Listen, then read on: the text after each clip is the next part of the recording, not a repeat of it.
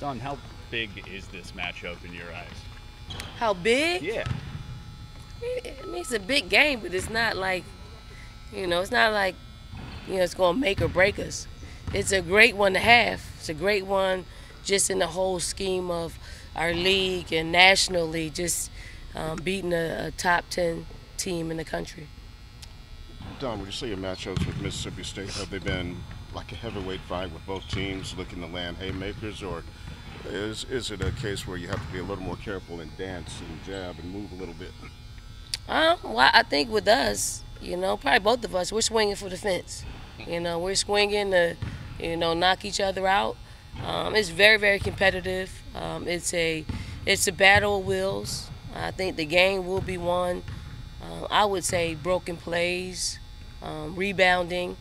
I think just going there and our players experiencing that kind of atmosphere. I think I think they're having a whiteout again. They beat us the last time that they had a whiteout, so they're going back to it. I'm just excited for our kids to play in this environment. When you think of the biggest games, the national championship, last year's SEC championship, what was the difference that you guys were able to pull through in the big ones? I mean, our kids, they get up. They absolutely get up, especially when we feel like we're the underdogs. And in those particular games, we felt like we were the underdogs. Going into the SEC tournament, no one thought we would come out with a win. Going into the national championship, they beat UConn, so they just thought it was, a foregone conclusion that they would win. And then our players are in that mode now where no one really thinks we're going to win the basketball game because of whatever reasons, rankings, them being at home. I mean, it's great. It's a great setup for our kids. What do you remember from last year's game at their place, and what lessons did you guys take from that? I remember that the Philadelphia Eagles won the Super Bowl the night before.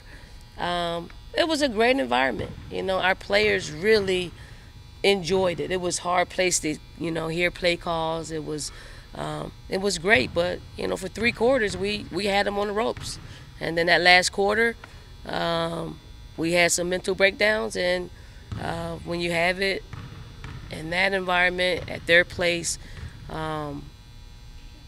they took control of the game.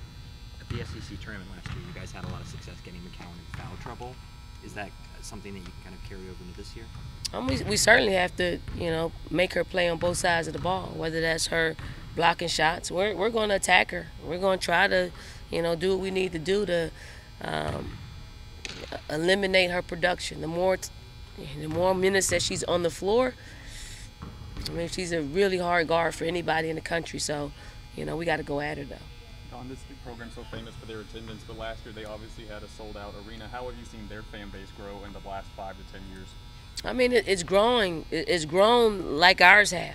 Obviously, when you've gone to 2 national championship games and you win an SEC title, regular season title, that brings out, everybody, and it's a wonderful thing that they've been able to build there.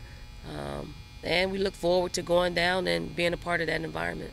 How do you slow down such an efficient offense? I mean, watch our tournament championship. I mean, you have to fight aggression with aggression. They are, when they're able to turn you over and get down in transition, they are really a hard team to stop. In the half court, I think there are certain things that they like to do. I think we have an understanding of what they like to do. If we execute defensively, we'll make it hard for them.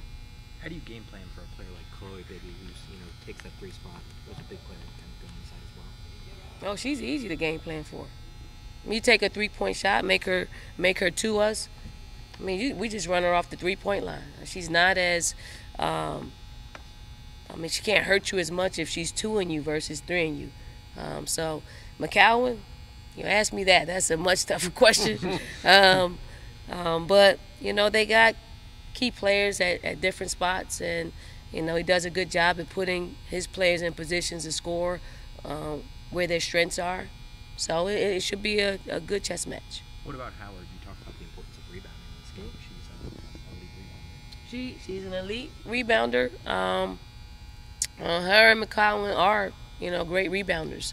I mean, I think you have to you have to make your guards become rebounders, and that's hard. You got to take care of them as far as blocking McCowan and Howard out, and then our other guards have to get, scoop in some some rebounds. So it's an all-player rebounding effort. Don, Columbia is getting ready for the men's tournament that's coming here. I'm just wondering, what are your thoughts on March Madness coming to this area and how it affects you guys if you were to host? Yeah, Ray Tanner's not going to like this, but it sucks for us. I mean, that's what it is. It's going to suck for us when, a couple of years when they get a regional. But, I think it's great for the city. I think it's great for the state. I think when teams come in here and their families and their fan base, they're going to enjoy an incredible environment, incredible city in which they're gonna be entertained.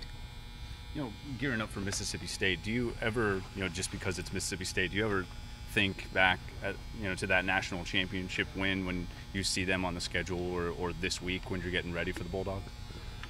No, that team is they're gone. Last year's team is gone. I look forward to the environment. I look forward to looking at our freshmen and looking at Nellie Perry and Taya Cooper, looking in their eyes and seeing the environment, and see if they either rise to the challenge or cheer for the ones that are out there on the floor trying to get it done. Don't you think you guys are forever linked, though, because that was the team that you beat to get that national title? Just in terms of the rivalry, the series, and everything, you'll always have that permanent mark on the rivalry, I guess.